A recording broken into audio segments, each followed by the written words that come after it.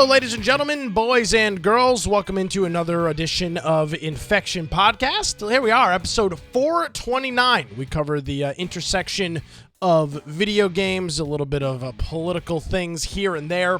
My name is Nick Craig. Just, a little bit. Nothing crazy going on in the political sphere. My name is Nick Craig. You can give me a follow at Nicholas M. Craig on Twitter or check out our website, infectionpodcast.com. No politics, Brian, right? That's what. Yeah, we don't talk politics at all. Don't talk politics. Okay.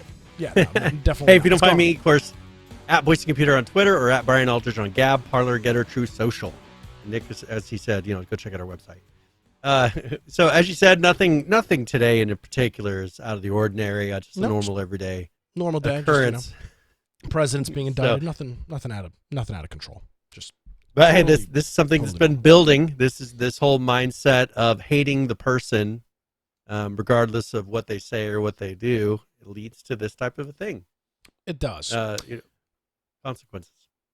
Now, Brian, it was just 7 days ago on this illustrious program that I asked you to pull out your trusty black book. Can you show this Newegg black book that we got at PAX in 2017? And I had you Newegg black book. I had you write down what, if you're able to thumb through to the most recent entry into your journal. All right, 328 of 23. Nick says, after E3 2025 will be digital only. Well, they didn't even make it that far. They did not. Ladies and gentlemen, what was the date on that? 3/28/23. So 2 days after said comments were prediction. made on your Infection Podcast, E3 2023 is gone. They're gone. It's canceled outright. Yep. ESA sent out an email. I didn't even realize this. Sega had also pulled out. Tencent pulled out. We talked about Ubisoft last week. I had no idea about these other guys. Yeah, I had that news put in to discuss today because that happened like right after our show. Yeah. And then it came out that the whole thing was canceled. So I didn't even bother putting in that Sega, Tencent, and Ubisoft backed out as well. But they did, I think, on the 29th, they backed out. Then on the 30th, it was what's the point of doing it at this point? Now, I misspoke because I thought they did E3 last year. Turns out they didn't. They were still too afraid of COVID. So this would have been the first E3 since July or June of 2019. So they haven't had a con. Yep. This will be 4 years now. I think, so here's the question, and I guess we need an arbiter in here, Brian. Was I right? Well, I think it'll come down to... Right? I think it'll come down to what do they do next year. I think that you called it, but I think we'll have to see. Are they going to say, we're going to try again next year, see if anybody signs up, and if they do, try to do it, or if it goes digital only next year and they do some sort of a digital presentation, which doesn't really work well when you don't have major names. It worked for a bunch of these small indie developers. What are they going to do in a digital-only presentation to really reach out and grab people? Because that's the thing is you want to get noticed on the floor. You want people walking by, seeing your presentation, seeing your game, whatever it is that you're pushing. You want them to see it, get grabbed, and kind of that natural excitement build up and people talking about and maybe media coming by and noticing your game. That will not happen on the digital-only platform. It's going to be whoever they push. They could release videos, but only the ones that have a high budget that release these, cinematic presentations that really get people hyped are the only ones that are going to get noticed, not the people that are sitting there coding hard and just trying to make a game with a small team. And the problem with the cinematic ones is a lot of times it's those people that have something that's cinematic that looks good, but that's not actually a good game. There's not a game behind it. Yeah, and, we went over this in great detail last week, so I don't feel the need to lament the entire thing all over again. But essentially, the convention model is from the. I mean, you go back to the World's Fairs in the 1920s and 30s. I mean, it's a model that's over 100 years old, And especially when you're talking about something that, a car show is kind of hard to do digitally, right? Typically you get in the car, maybe you look at the car, you walk around the car. Yep.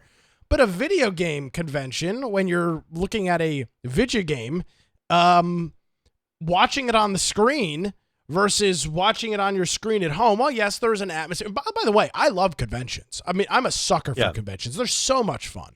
And all of the other things associated. The convention is more than just the physical convention. It's the people you meet. It's the after parties. It's just the whole experience. You're visiting a city you probably don't live in. It's a really cool experience. I'm a big fan of cons.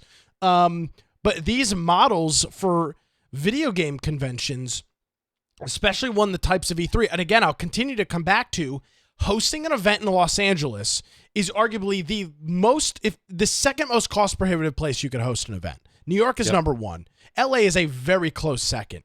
Move the damn event out of LA. Move it to freaking, I don't know, move it to Vegas. Move it to Phoenix. Move it to I don't know, maybe you move it to Dallas or somewhere like that, or Jacksonville, Florida, or somewhere like that. I mean, I don't know. You wouldn't want to move it to a red state, of course, but move it somewhere where it's a little bit more realistic for people to visit and want to go. I mean, I've never been to LA, but I can't imagine it's very inexpensive to get a hotel during the week of E3. It's probably hundreds of dollars a night.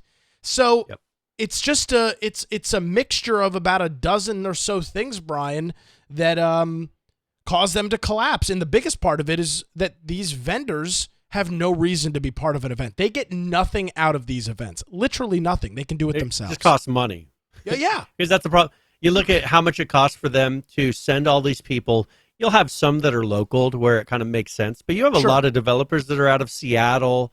They're out of areas that aren't within an easy driving distance, because already traffic there takes you an hour to 2 hours just to get to work in the first place.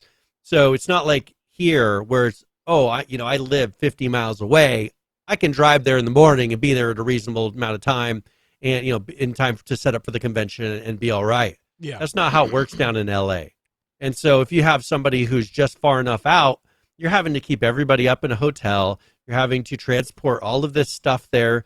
I mean, just look at some of the giant displays that they were showing, and the fact that COVID kind of took out most of the conventions where there's only a couple that are operating. They would tour with all these materials from convention to convention to convention and just set up the thing that they paid for once, and they'd have to pay shipping or for trucks to drive it from convention to convention, but it kind of paid for itself over time. Why would you put out all that expense for one to maybe two conventions that you're actually going to get out of those materials? Because most of them have been canceled. I mean, there's some in Europe that are happening, and it'll be interesting. Yeah, that's happening. But maybe we'll see that the things that they set up and do are built differently, not ones that they're going to have and transport places. It's a temporary setup that will stay in Europe and not be shipped here because it's not worth the expense. And since they don't have 6 conventions through the year to let these materials be reused for, I think it's just changed their whole dynamic to where it's just cost prohibitive. And it's hard for them to justify the cost to do it, plus all the restrictions and a lot of people, your core audience, as we said, being highly liberal, that don't really feel safe, going into a building with so many people. Yeah, it's a super. Everything is a super spreader event, Brian, and everything is incredibly dangerous. So, sucks. I think an event like E3 is important for the video game industry. Now, I'll say this: they can retool this as a digital event, or retool this as some sort of online event and make it probably something that's pretty cool that people would want to interact with. They got the whole rest of the year to do that now. And we'll see what they have coming. Start building the infrastructure to do it. Yeah. Something that's a really cool online presence, some way to feel like you're actually going from presentation to presentation, whatever that is. Like if you consider yourself to be a really big convention, figure out the way to do it next. The next generation of conventions, what is that going to be? Implement it, because you have all the tech people behind it. Yeah, embed yourself in these big companies for a couple of weeks ahead of the convention and shoot some B-roll and have some presentations and go to them. Yeah. Send a crew to them and go to Sony and go to Microsoft and go to Ubisoft and do all that stuff. It's got to be. Here's the thing. for an event like this to work, Brian, it has to be exclusive, right? If it's the same shit I can watch on YouTube, then can't be their generic videos. Yeah. So it doesn't need to be their rolls of whatever. Here's the game that's coming out in 6 months or a year. Video that you're going to get on YouTube no matter what.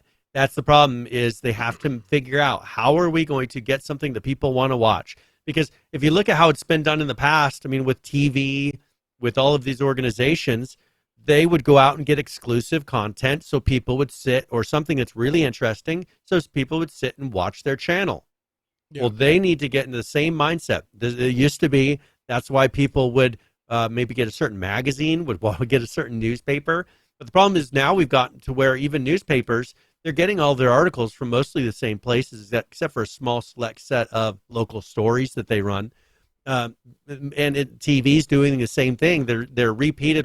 So what's it matter that you actually watch that news organization? You can watch their affiliate the next city over and get the exact same presentation. There's no reason to stick with one. They're going to have to break that cycle and come up for a reason for you to actually watch the E3 presentation to get something that you haven't seen. Get them to break their announcements on your convention, and then people will be excited to watch it, just like they used to watch the Super Bowl ads. Yeah, it's pretty remarkable. So we will wait and see what goes on here with E3 in 2024. What do we have coming down the road from them? Brian, here's some news I did not expect to see. A game that we have talked about for years in its original rendition, Ark, and specifically Ark 2. This is the one that Vin Diesel is a creative person on it, and really pushing it, totally changing the art style. But this is going to be pushed to late 2024. So we're over a year and a half away from seeing Ark 2. And so this one, you can look, I mean, visually, it looks very different than the original game.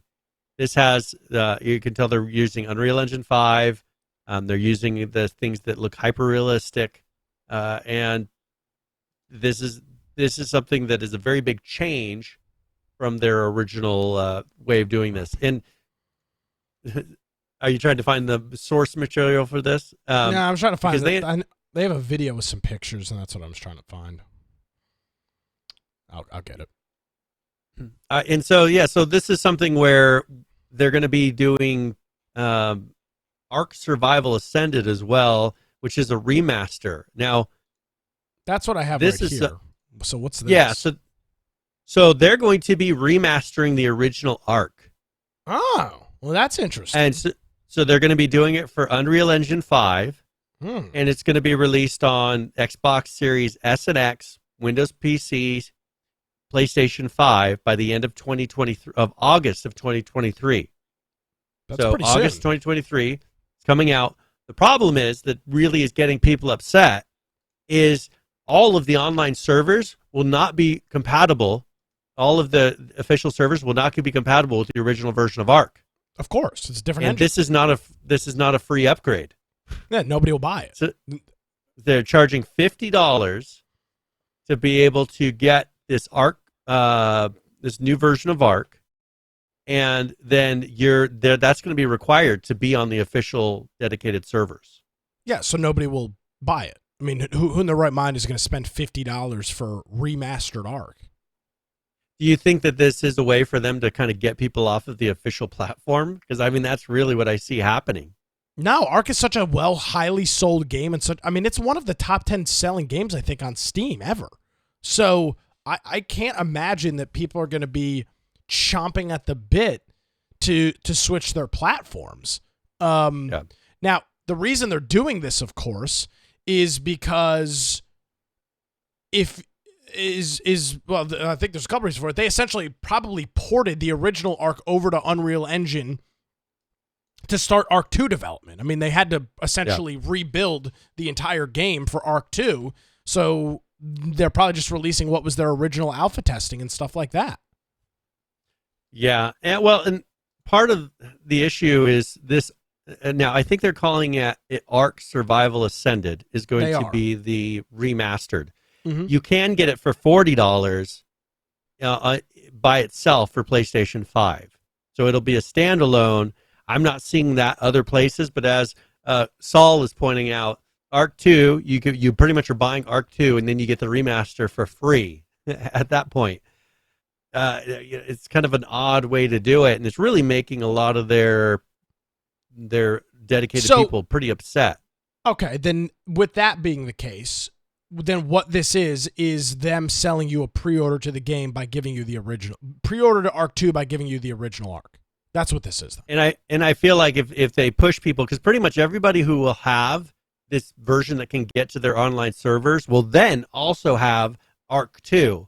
And so I feel like what they're really pushing towards is that when Ark 2 comes out, that they are going to shut down all of the original servers for Ark and roll everybody into Ark 2 so they don't have to maintain two different sets of servers.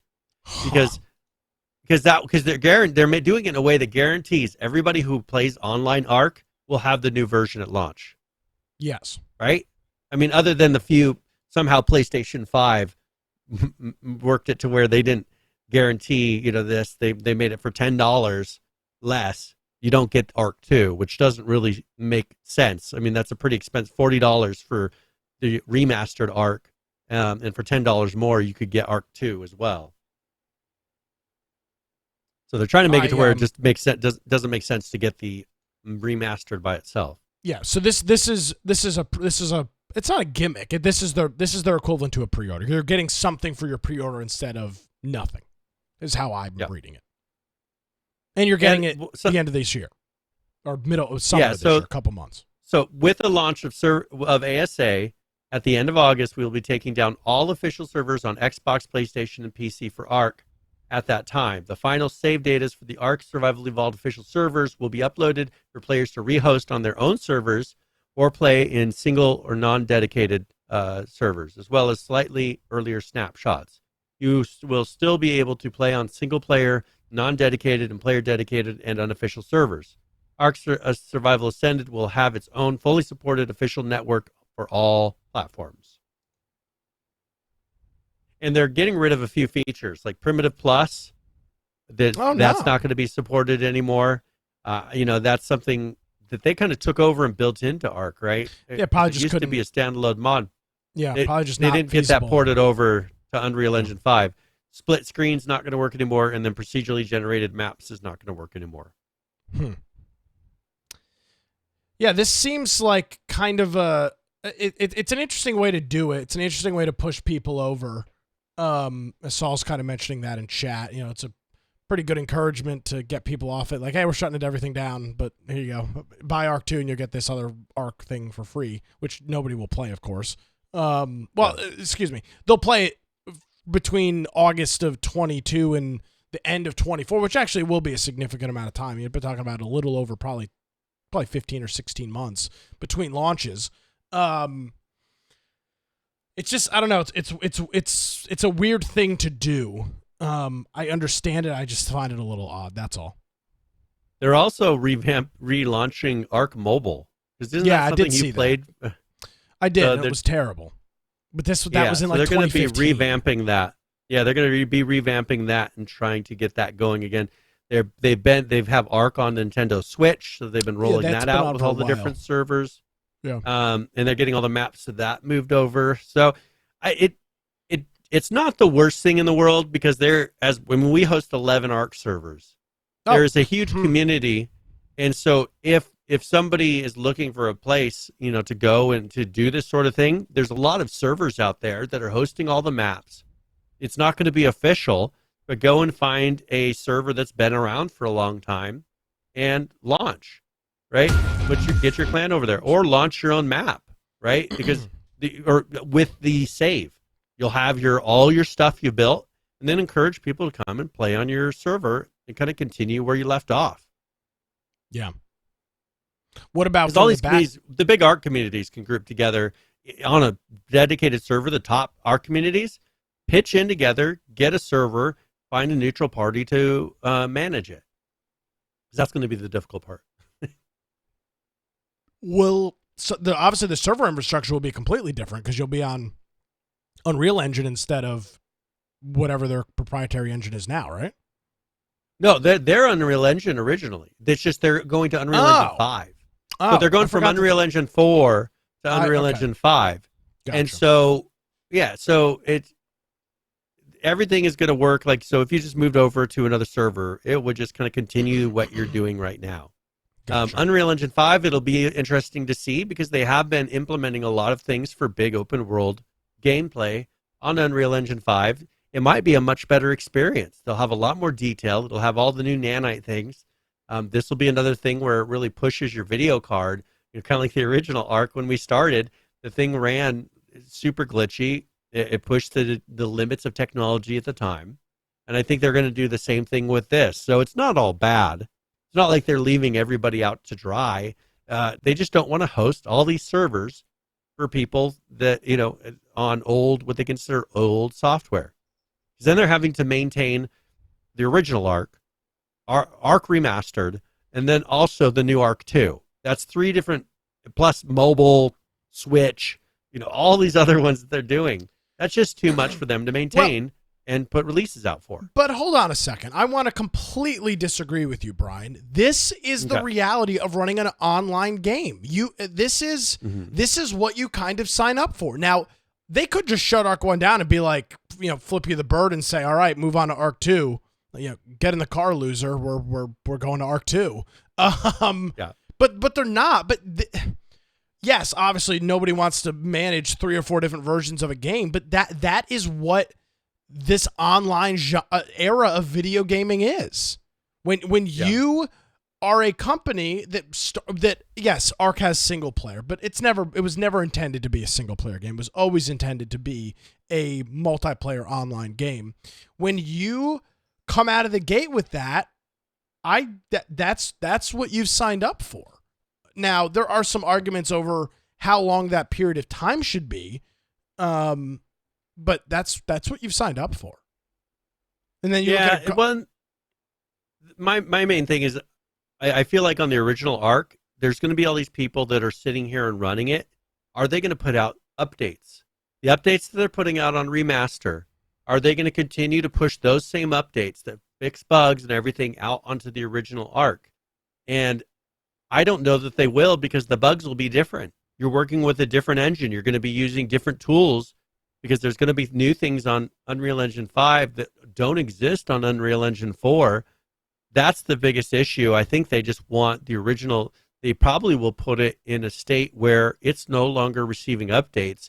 It's going to make it an issue for us running these dedicated servers if big bugs come out that make it to where people are able to mess with the servers and mess with the games. That's kind of my concern. I don't expect them to continue to maintain, maybe other than major fixes. Quit doing feature updates to the old version, even the remaster. Put out the remaster and just do security and bug fixes and kind of consider it done. Have the remaster be your gold version of the game, and then move on to Ark 2, and that's going to be everything that has new content in it. Because they're going to run into a nightmare trying to maintain all these different versions, and it's just going to be unplayable because they can't keep them all in sync for features. It's an interesting thing that you sign up for, and you look at another game that's not anywhere near as popular, but you look at The Forest that just came out with their new Sons of the Forest. One of the things that they've pushed big on, single player gaming, and the peer-to-peer servers. They don't have to worry about that stuff. It's not a problem for them. Single player games are way different because you can put it out, maybe put out bug fixes for things that are crashing the game or causing major issues, but you really don't have this continuous. I mean, just remember pretty much all the online games that we played from the start, all the major patches they had to put out in the very beginning, H1Z1 being an example, because of all the problems that people were discovering, all of the hacks and thing glitches that people were taking advantage of. It made it to where they had to have people ready to code at a moment's notice continuously. Now, that still happens because if you look at The Last of Us, they put out The Last of Us, kind of the remaster of that. On PC, it's been a nightmare. And this is single player. So it does happen, but they're not overnight having to put out a bug. They're over a couple of days saying, hey, sorry, PC people. I know this is inconvenient. but they don't have that pressure to overnight put out a fix for these issues that they're running into, like an online game is, because it'd be very embarrassing for them to say, all right, we're going to shut down all our servers for a week while we fix all these issues. Oh, wow. I did not realize the reviews on Last of Us. 45% are positive. That is not good at all. Yeah, they've had a lot of issues with this version of it not doing well on PC. Shoddy ports and wow. Stuttering, crashing. The last it wasn't made for us. It wasn't made for PC, and this is, I think, kind of a big change. Wow. All these companies making things for PC, Xbox, and PlayStation out the get-go because, they wanted to maintain that exclusivity, but look at the nightmares that happen when you then take it off the PlayStation. Yeah.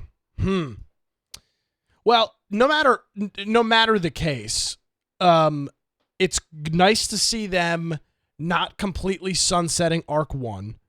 I am of the mindset, and I don't believe that we deserve this, but I'm of the mindset that it's essentially a zero cost to give the people that already own Arc an upgrade to the new Arc. Not Arc 2, but the remaster of Arc.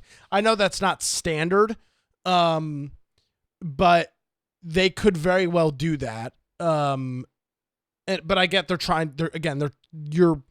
this is their way of doing a pre-order. It will flush them with cash late this year, people spending $40 or $50, knowing they're going to get the new one. So it will cash flow them for for a year of the development on the new one. It's a smart idea. It's well thought out. And they get rid of all these old servers that have been sitting there. They have been having to manage for 10 years, it feels like. I don't know how long it's been out. No, Arc's only been out since about I was going to say about 2014. So we're we're coming up on 10 years now. Yeah, we are. They've been sitting here running these dedicated servers. So it'll finally give them an opportunity to ramp those down. There won't be nearly as many people with old versions of those sitting there, because there's not going to be as many people with the new version of the game, the remaster, as currently have Arc.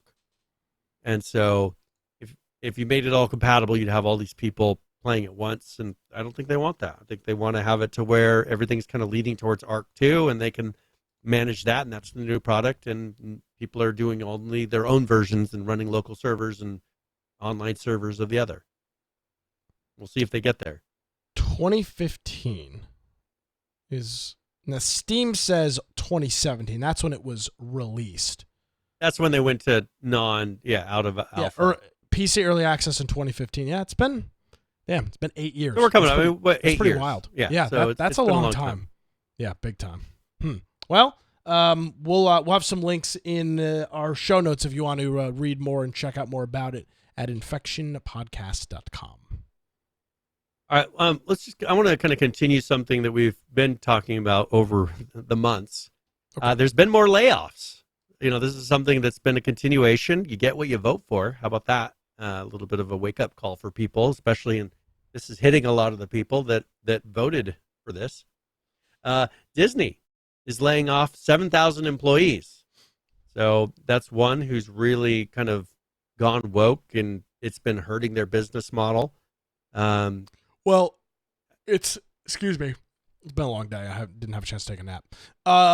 It's not even just gone woke. It has become so exorbitantly expensive to visit a Disney facility. I mean, it's like $200 a ticket once you get all of the upgrades and all the other nonsense to visit these Disney parks per person. Yep. I mean, you can't, if you had, like, Brian, with your family, I mean, you'd end up dropping like $2,000 on tickets. Yep. Just to go. Plus all the other expenses of getting there. Yeah. $2,000 will cover your food and being at the parks. That's it. Yeah, nothing else. So, and this is about 3% of their global workforce, which doesn't seem like a lot, but it's 7,000. As of October 1st, they had 220,000 workers as of October 1st, of which approximately 166,000 were employed in the United States. So overall, this is the 7,000 is 3% of their global workforce that are being let go. Yeah. So we'll see. We'll see how that goes and how that affects maybe their decision making. We also have Amazon, who is laying off another 100 from their games division. I found this to be shocking. I didn't realize they could lay off 100 people in their games division and still have a games division. I mean, they don't do it. They don't do anything. They haven't really released much. Yeah. No. I mean, I assumed 100 would be like all they had, but maybe they're on a real skeleton crew now. Maybe there's like 20 people that work there now, but damn, that's a lot. Yeah, in March, so Amazon had that 9,000 in March. 400 of those were Twitch, right? And then this one is employees at the Amazon San Diego studio are going to be doubling down. They said the remaining employees will be doubling down on their pre-production of a currently unannounced project. So I'm wondering if this is kind of the continuation of the Smedley project, because that's where he was working out as the San Diego, and he was working on an unannounced project. So, he left, right? And then now they've got a number of people off of that team, but they're still pushing forward to release it. Yeah. At New World came out with a DLC or, I don't know what they call them, but a new version of the game which has a bunch of new content in it. So they're still producing things for that. They're shifting to a seasonal content model on New World, though.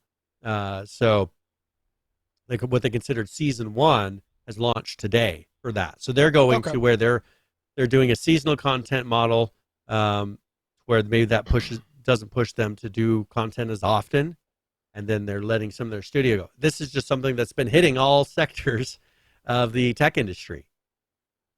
So, and then we got EA, which is doing quite a bit. They're laying off 6% of its workforce. So, I think currently they have 12,900 employees as of March 31st. It sounds about right. EA's a freaking massive company. Yeah, so I don't know, exactly how many are over, but it's roughly, as they say, 6% of the workforce that they're going to be letting go there. This is kind of how it is right now. There's just people are buying less games. The economy is horrible. This is what you would expect. They're trimming down. The places that they bet on to make money, a lot of them didn't pan out. And so they're cutting back, letting good teams go in areas where maybe it was experimental or projects that aren't making as much money. And so, but they still make money, but I think that they're just trying to make smart decisions so they continue making money into the future. I love what you said, Brian. This is what you voted for. It's true. I mean, now, money isn't free. Realize that. Money is not free. I want to go back to New Worlds for a second. Look at their numbers on Steam were a lot more than I would have thought. I mean, they're not unbelievable, but they've got 20,000 people playing right now. That's more than I would have thought. And you can see the new content pack and the new, what they consider the new season has almost doubled their numbers. We'll see how that continues to spike. Oh, yeah, you're right. Yeah, you're right. Normally, well, still, though, it was still peaking around. Well, actually, it's about 10. It's what, 5,000, a little over 5,000, it looks like, as far as the jump. Yeah, but I mean, they still had. That's day one. Yeah. Every day, they still have between about 16 and 20,000 active players at peak. That's still nothing to just scoff at. I mean, that's a pretty significant title. And if you're looking for an MMO, it's a good option to go because you don't have subscription fees. I mean, compared to games where you're paying, $15 a month? Maybe. I have no idea. You're buying multiple games per year worth of money. Here, you can buy this once and you can play as much as you want or as little as you want. You don't feel like you're wasting money doing it. Now, their other game, Lost Ark, is doing incredibly well. That's in the top 5 on Steam.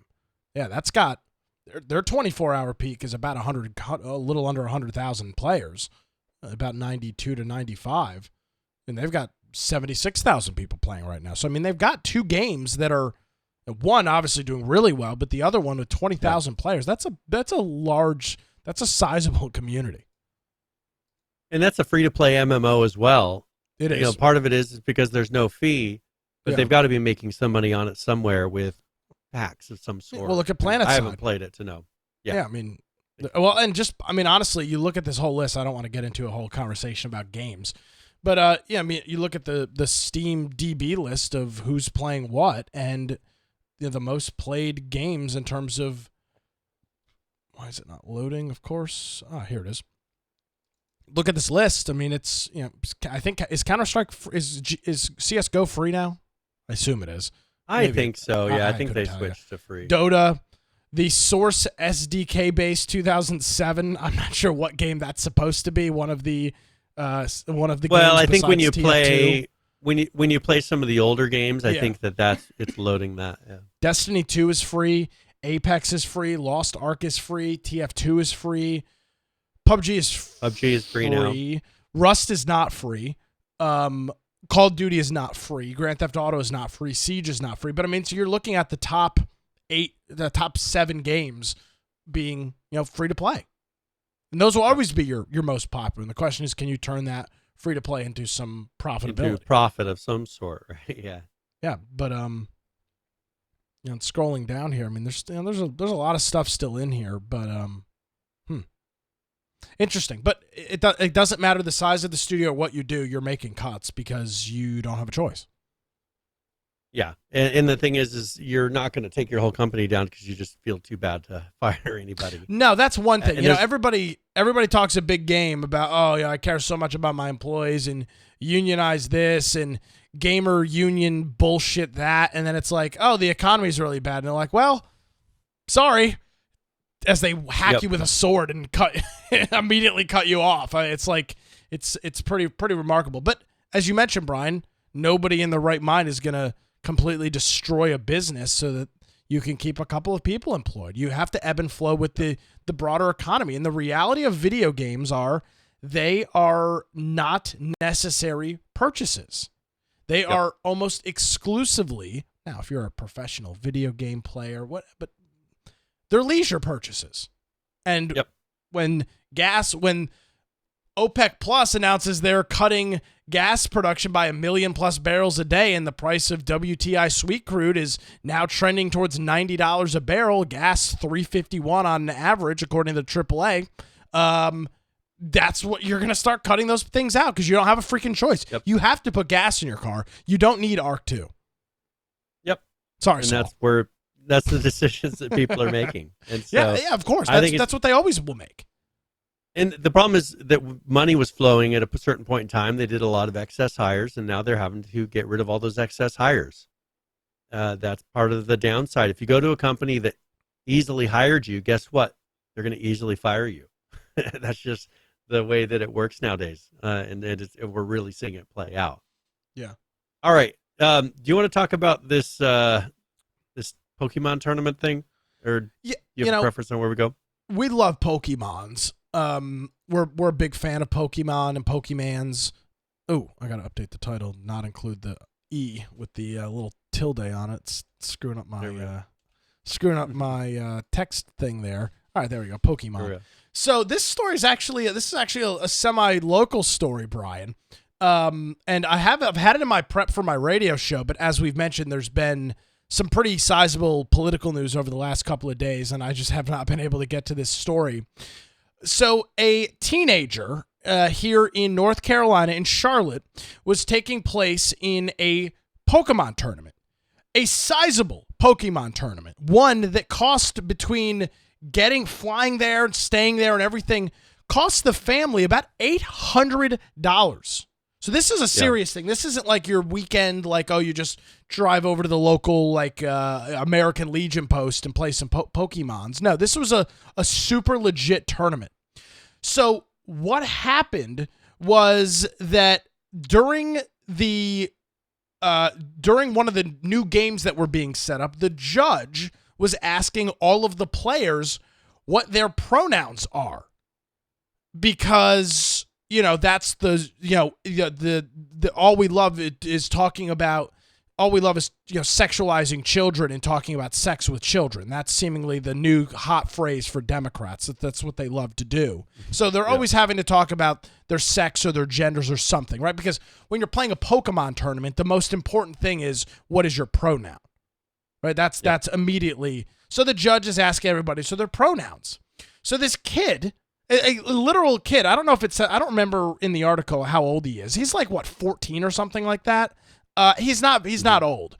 So the judge is asking everybody, and he goes, his quote was, I said, he or him or something. He was flustered by it. Obviously, he's got normal parents that haven't beaten this pronoun bullshit into his head. So if somebody asked me what my pronouns were, Brian, I don't know how I would respond, because it's not something I've ever been asked.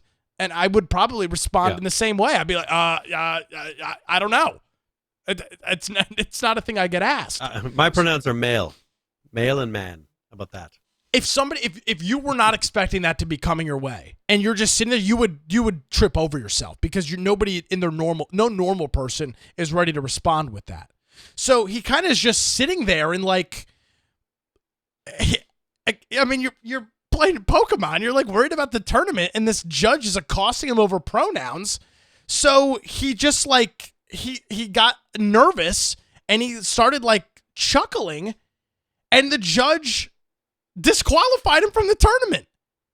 Just DQ'd him immediately because he didn't have a good answer for what his third pronoun was besides he or him.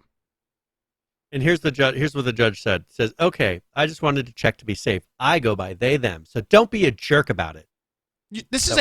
Now I don't know how the judge was, because there was no I didn't see that anywhere. But again, you're talking about probably like a 14 or 15-year-old kid. Yeah. Right. We're not talking about. And he was 5-0 in the tournament. Yeah. So he was in a six-round matchup. So he's doing very well in the tournament. And this politically motivated judge gets in a hissy fit. That's the problem. It's, as I said a long time ago, this is their religion, and you better not bash one of their idols, this is one of their idols that they worship. Is, you're not giving it the homage that they feel it deserves. Well, I can respect your religion, the fact that you have a belief without me having to go and do all the same things. I'm not Catholic, so you know what? I'm not going to go and say all the Catholic things. I know people that are Catholic, right? And so I understand these things. But the problem is their religion, they want to force you to also parrot their religion. So that's kind of the issue that I see, is they're expecting you to go and say, and just like you would in a communist country or an Islamic country, where let's say in North Korea, if I go to North Korea, they force me to go and bow to Kim Jong-un or whatever, to go and do all the same things and show respect, or else I will be punished, even though that's not anybody that I have to respect or have to follow. It's not my president, for instance, right? So there's no deserved respect for because it's a religion to them in that country, they force it. Islamic countries do the exact same thing. They force it. Here, the trans, the woke, all of that, they treat it in the exact same way. They force it on you. And they expect you to have all the same feelings about it that they do, regardless. And if you don't, then fake it. Because they use fear as a tactic. Yeah. So apparently the head judge was the one that disqualified the kid and said, oh, sorry, this is Pokemon's policy. So somebody not giving their pronouns correctly is against Pokemon's policy, apparently. So again, two adults, of course, leftists, because who else would take place in this nonsense, disqualify like a 14-year-old kid from a tournament because he got nervous that he was being questioned about his pronouns. Because again, normal people don't respond to that because they're normal and they don't need to. So there is a saving grace in this, Brian, besides this kid getting absolutely screwed by this tournament. Somebody created a GoFundMe for him to help the kid, again, you're talking reimburse those costs. Yeah. Like for where we just got over how tough the economy is right now. And obviously this kid is pretty freaking good at Pokemon. He's 5-0 in a tournament and flew from Utah where he lives. So, somebody had to put up this money for this kid. And unless his parents are just independently wealthy, which there's no indication that's the case at all, that's a significant expense. But you do what you want to do. Your child wants to do something, you help them try to do that. So so somebody created a GoFundMe for this kid, and he's raised like over $7,000 at this point.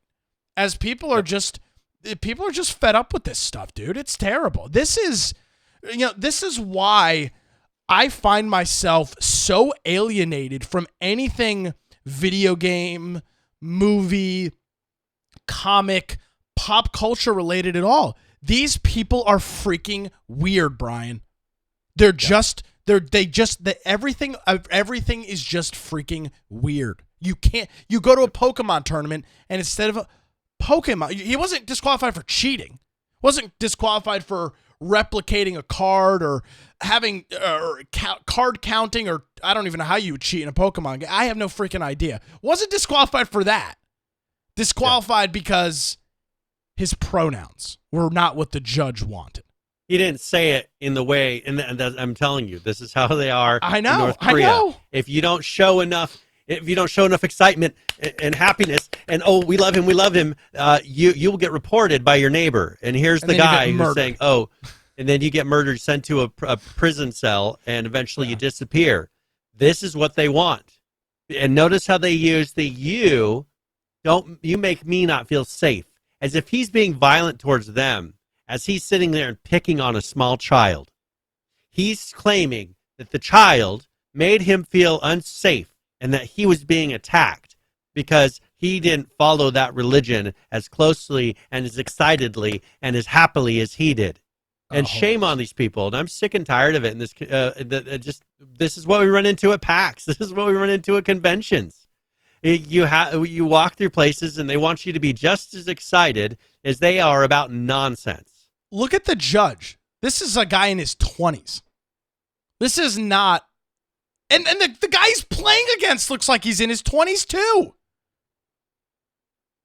Yeah, well, maybe. I think it's probably like 18 or 17. Oh, he's a lot older than this than the other kid who looks like he's 14 by the way, something. Whose last name is Tran. Funny enough, I can't.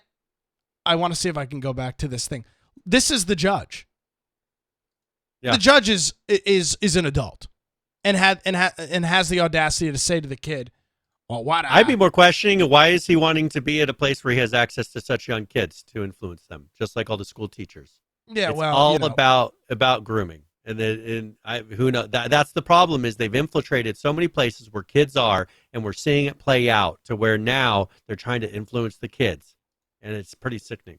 So it apparently happens right here at the end of the video, according to a YouTube comment. So yeah, and then we've always trusted YouTube comments. So let's see what's in the last 10 seconds. But that's what you're going to see out of both of these players, Makani Tran and Alex Szymanski, both players we've seen plenty of times before. That match, it was still back and forth there for these players throughout the entire game. So that was awesome to see. God damn it. always misled by the YouTube comments. Yeah. Oh, well. But obviously you could see something going on there towards the end where they're kind of looking around at each other and doing something. So that's odd. Yeah. Who knows, Brian? It is a shame, and that's where we are in today. All right. Yeah. Do you want to update a little bit about Microsoft? Do you want to talk? Do you care where we go from here? I have something that I forgot to put in the show notes. Okay. But did you see anything about the Asus ROG Ally? Is that the new mobile gaming?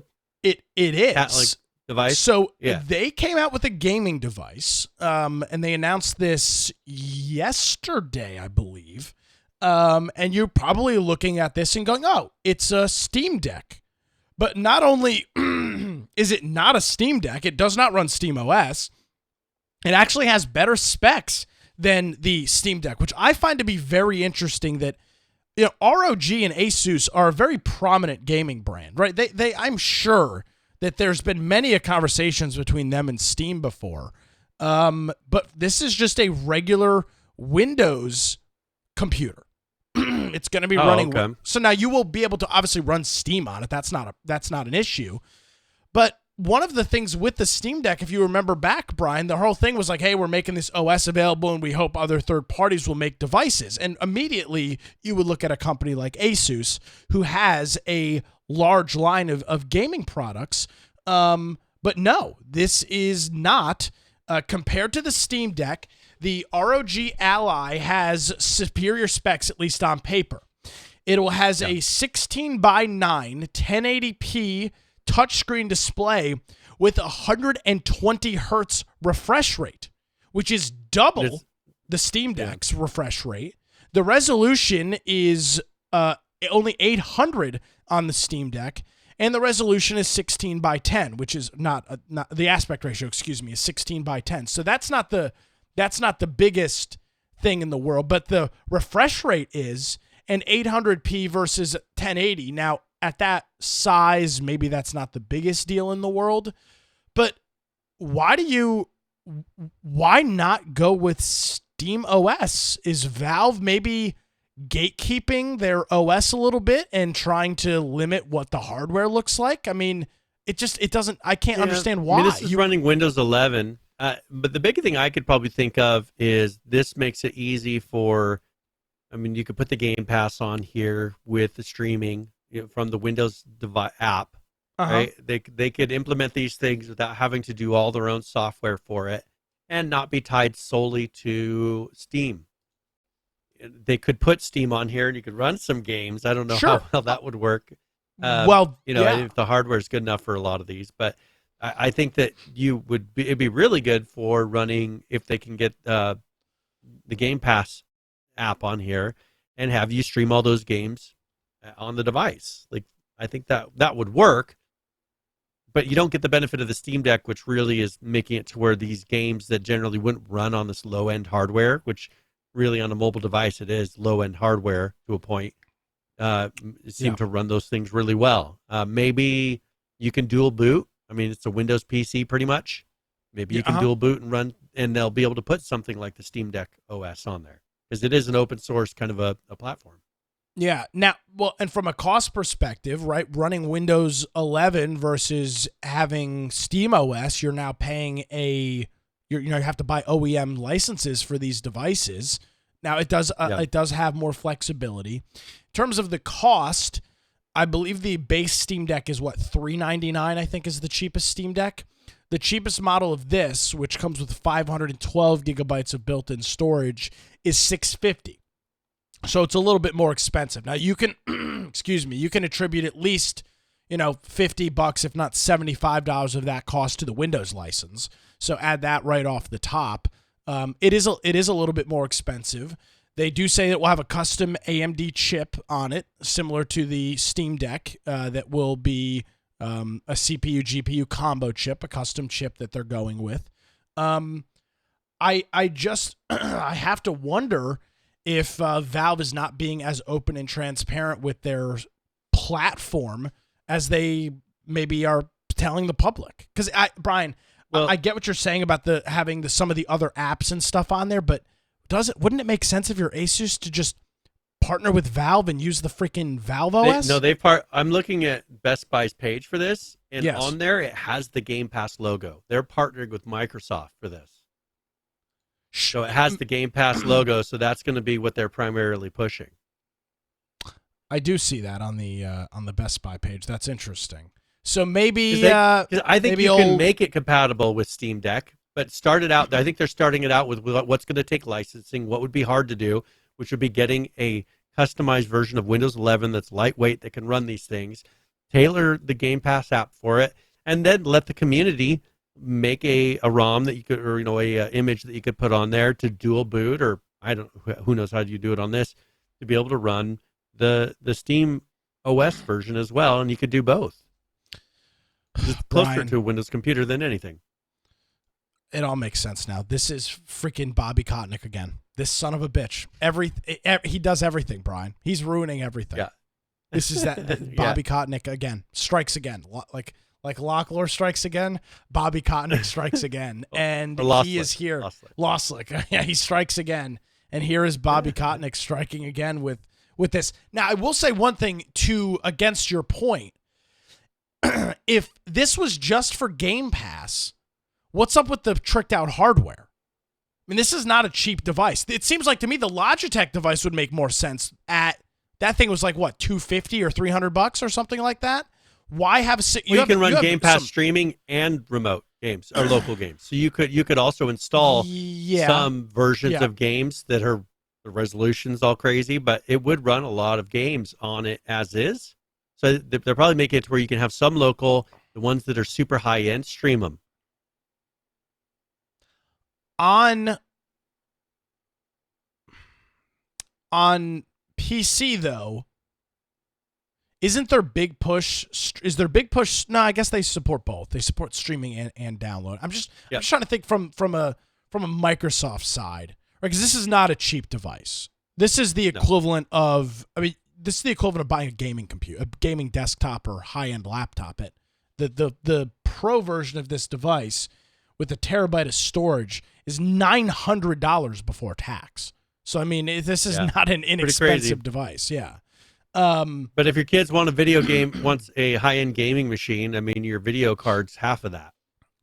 Well, it is now. Yes, correct. But you can get some pre-builts. Now, there is one other thing that they note, that the device could support VR thanks to its hardware. So maybe now you've got some sort of glasses you can put on. Well, already VR that exists. So you can connect an Oculus or one of these other VRs that tether to a computer to this device instead of having to have a full desktop in your living room or wherever, or VR on the go. Now, obviously, if you have the Oculus Quest, which is a single unit, then the VR is built in there. It's all ready to go. But if you have the Vive or one of these other units, those need to be tethered to a computer. That's how they work.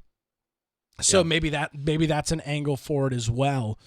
I don't foresee this selling. We talked a lot in the recent weeks about how well the Steam Deck is sold.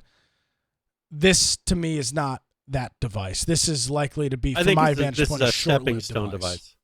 I think it's a stepping stone device but where they're trying to go, trying to have some sort of a mobile device that is all gaming, kind of like what the Steam Deck has introduced. It opened up people to the idea that you can have a portable device that has the ability to play all the games that you want to play, because that hasn't really been an option up to this point.